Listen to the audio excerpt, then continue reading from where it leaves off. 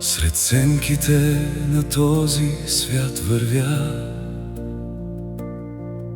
но ти си светлина по моя път. Когато буря в мен се надига, твоят мир ме пази всеки път. Не съм сам сред долини тъмни, не се плаша от нощта без край.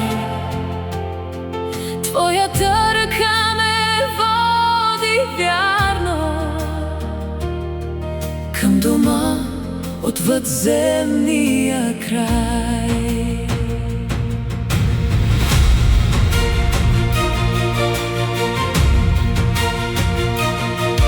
Като утро след дъждовна есен,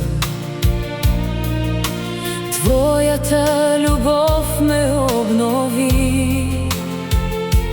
сърце чисто в мене сътвори, Господи, И дух верен в мен възроди. всички рани ти превръщаш в песен, Всички сълзи в бисери блестят. Твоят глас ме вика към надежда, Към живот, който не познава мрак. царството на вечността ни зове. През звездите твоята слава грее. Любовта е душата на Бога живия, В нея всеки човек отново оживява. царството на вечността ни зове. Радост, Святия Дух, сърцата пее. Вечен цар, пред теб се прекланяме. В Твоята Любов пребъдваме. колко пъти падах и се губех, Колко пъти търсех своята мощ, но разбрах, победата не идва от човешка сила в земна нощ.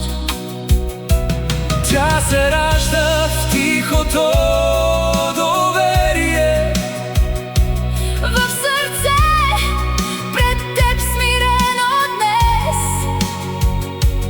ти превръщаш праха в наследство. И от слабост правиш нова чест. Виждам белите одежди светли, Като сняг под утринна зора. там победилите С вяра пеят пред небесния олтар. няма плач и няма вече болка. Няма страх, нито тежък грях. Само славата на Агнеца сияе. В безкрайен, неизмерим размах. От народи, езици, племена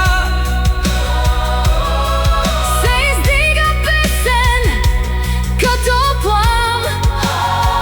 всички сърца се вливат в реката На живота от Божия храм. И земята с небето се срещат, И времето прекланя се смирено. цялото творение възкликва: Свят е Господ, Бог всемогъщия.